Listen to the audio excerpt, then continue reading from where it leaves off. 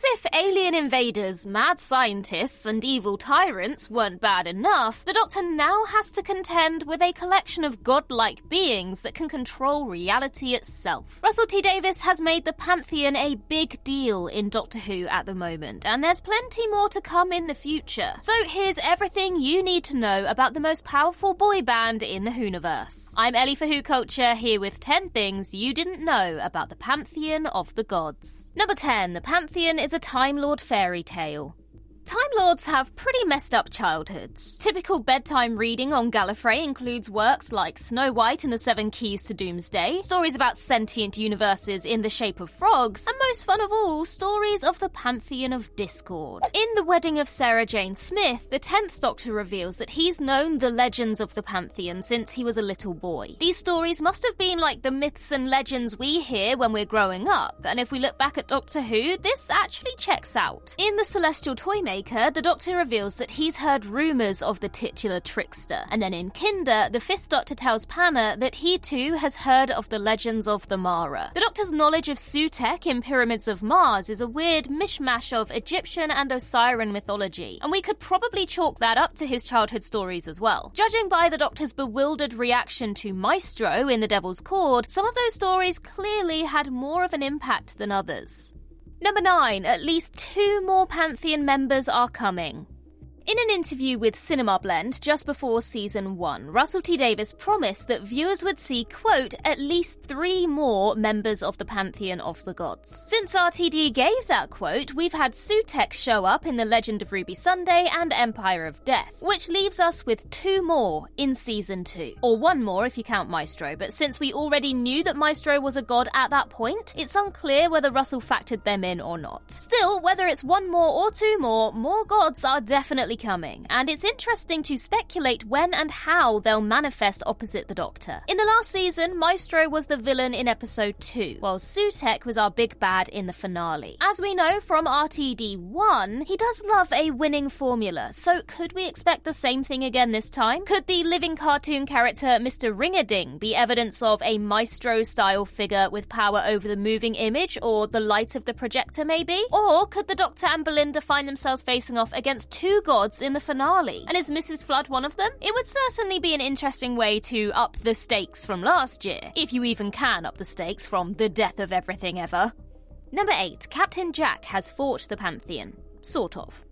Everyone's favourite time agent, Captain Jack Harkness, had 2 run-ins with agents of the Pantheon during Doctor Who spin-off Torchwood. In the Series 1 episode Small Worlds, it's revealed that Jack had previously encountered a species of malevolent fairies that could control the elements and kill people with rose petals. Encountering them again in the 21st century, Jack sacrificed the life of a little girl, Jasmine, to save the entire world from being devastated by the Tiny Terrors. During the episode, Jack speculates that the fairies could be part Mara, implying that they may be agents of the Pantheon's god of beasts. This suggests that Captain Jack has been exposed to a great big snake at some point prior to Torchwood, which isn't surprising considering how well-travelled he is. So when did Jack encounter the Mara? In a story told by the Doctor, an unseen adventure while travelling with Nine and Rose, or on Earth during his centuries working with Torchwood? Although it's never explicitly confirmed that the fairies are agents of the Mara, it's clear that Jack knows what he's talking about. Jack later had to contend with another agent of the Pantheon in the Series 4 episode Immortal Sins, when the Tricksters Brigade used a brain spawn, a parasitic worm-like creature, to try and infect future President Franklin D. Roosevelt, destabilizing America and changing the future of the world as a result. Jack defeated the brain spawn with the help of his companion Angelo Colasanto, stopping yet another turn-left-style bleak alternate timeline from coming to pass.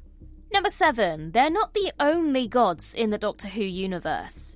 The Pantheon of the Gods has co-opted previous villainous deities like the Toymaker, the Trickster, the Mara, and Sutekh. However, there are other godlike beings in the Doctor Who universe whose relationship with the Pantheon is unknown. There's the Black and White Guardians who oversee order and chaos in the universe, and potentially even trump the Pantheon in the hierarchy of powerful Doctor Who entities. Fenric, an evil being from the dawn of time, could also place higher in that hierarchy on seniority alone. And then there are the Eternals, gods, the species of godlike beings we encountered in Enlightenment and Can You Hear Me? The Eternals have immense powers and use ephemeral beings like humans as pawns in their grand universe-spanning games. There's also the gods of Ragnarok, the godly trio of X-Factor judges who used mortals for their own entertainment in the greatest show in the galaxy. To date, they haven't been name-checked as members of the Pantheon of the gods. Or have they? In the Legend of Ruby Sunday, Harriet Arbinger referred to the threefold deity of malice and mischief and misery. Now, if that doesn't sound like a trio of talent show judges, then what does? Number 6. They're unofficially called the Gods of Chaos. During the Doctor Who Unleashed episode for The Devil's Cord, Russell T Davies revealed that he rather likes the name Gods of Chaos as a descriptor for the various members of the Pantheon. This feels like the logical next step for what we initially understood as the Pantheon of Discord. Why? Well, Merriam-Webster defines discord as a lack of agreement or harmony, which sounds a bit too civilized for a terrifying group of cosmic gods. Chaos, on the other hand, is all about confusion, unpredictability, and danger, which is exactly what the Pantheon of Gods represents. For a hero like the Doctor, who can usually find harmony among the discord by talking themselves out of situations, Gods of Chaos feels like the perfect foil. The Doctor can't reason with chaos, so what does that turn him into? How far will he have to go to stop them? It's an interesting question that gives us new stories to tell in Doctor Who. The sheer godlike power and unpredictability of the Pantheon has really upped the ante in stories like The Giggle and The Devil's Cord, so it's exciting to see what's next. And if we're honest, the general feeling of chaos in modern Doctor Who stories feels appropriate for the 2020s too. Number 5. The Unmade final battle with the Trickster. The Trickster was last seen in Series 3 of the Sarah Jane Adventures, but that wasn't supposed to be the end. One final battle with Sarah Jane Smith and the Bannerman Road Gang was planned for Series 5, but tragically it was not to be due to the untimely death of Elizabeth Sladen. Titled The Battle of Bannerman Road, the story would have served as the grand finale to Series 5. It would have revealed that Skye Smith, an alien bioweapon in the body of a child who Sarah Jane took in and raised as her own daughter, was actually the host for the Trickster's essence, allowing him to take over the world from the attic at Bannerman Road. Concept art from this story showing Skye as a trickster-like monster is truly terrifying. It was set up as an epic finale for the entire Sarah Jane Adventures, with various returning characters including Jo Jones, Luke Smith, and the mysterious shopkeeper. In 2020, the webcast Farewell Sarah Jane implied that these events still took place, referring to Skye's ability to manifest as a human to attend Sarah's memorial service. The Trickster also attended, but was defeated once again. Number 4. Every known Pantheon member. Harriet Arbinger's list of all known Pantheon members in The Legend of Ruby Sunday told almost the full story. Among the big hitters like the Toymaker and Sutek, there were some other names that were easy to forget, and some that weren't even mentioned. So far, we've got the Toymaker, the god of games, the Trickster, the god of traps, Maestro, the god of music, Reprobate, the god of spite, the Mara, the god of beasts, the threefold deity of malice, mischief, and misery, gods of skin and shame and secrets, Incenser, the god of disaster, and her children, Doubt and Dread, and Sutek, the god of death. It's an extensive list for sure, populated with some suitably ominous-sounding names. It remains to be seen how many we'll encounter in future episodes of Doctor Who. The gods of skin and shame and secrets sound more suitable for a late-night show like Torchwood, if I'm being honest. And those names mentioned by Harriet aren't the only members of the Pantheon introduced in the wider Whoniverse. Number 3. The Krampus is a member of the Pantheon.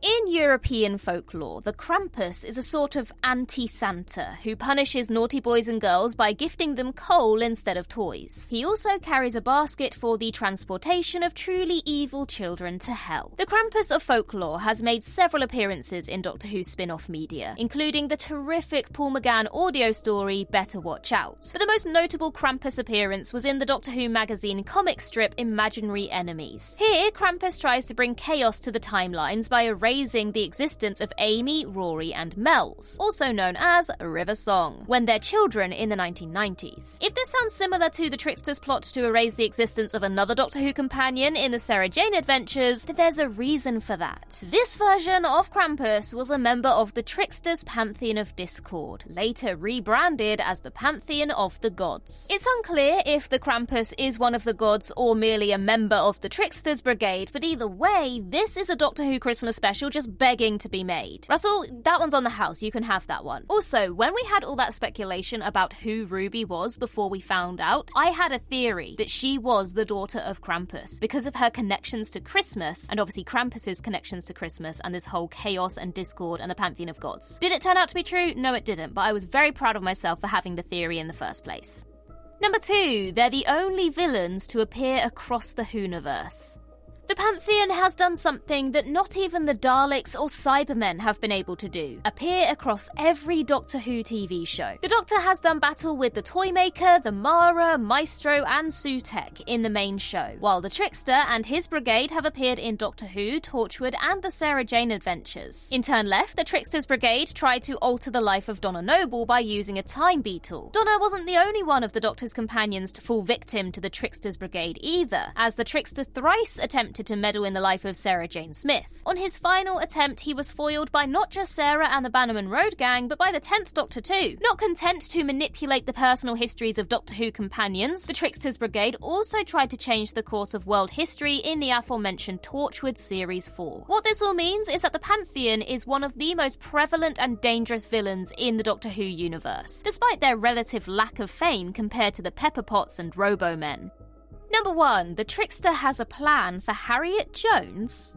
During the lockdown tweet-along for The Stolen Earth and Journey's End, Russell T Davies revealed that disgraced Prime Minister Harriet Jones escaped her apparent death at the plungers of the Daleks. This new fate for Harriet built on a poem that had originally been written by James Goss and illustrated by Russell T Davies for the anthology book Now We Are 600. Davies shared the image on Twitter along with an enticing tease for a potential future episode of Doctor Who. He said, "Harriet escaped. Her bike zoomed under the Dalek saucer into the helicarrier of Miss Fitzpatrick's collection, a cabal of billionaires. And far away, the Trickster smiled as another piece of his long game fell into place. But that's a story for another time." Now, sure, Russell wasn't Doctor Who showrunner back in 2020, and he could have just been teasing us. However, these tweet-alongs did ultimately lead to the RTD2 era, and we know that Davies has recycled some unused ideas already. Dot and Bubble, for example, was originally an idea he'd had for an episode well over a decade ago, while the whole Sutekh thing was something he'd been imagining since he was a kid. So are we about to witness the return of Harriet Jones, former Prime Minister? With Sutekh, Mel, Kate Stewart and everyone else returning these days, you certainly wouldn't bet against it. Well, that concludes our list. And you know something else that is pretty relevant in Doctor Who at the moment? UNIT. So why not check out 10 things you didn't know about UNIT? In the meantime, I've been Ellie for Who Culture, and in the words of Riversong herself, goodbye, sweeties.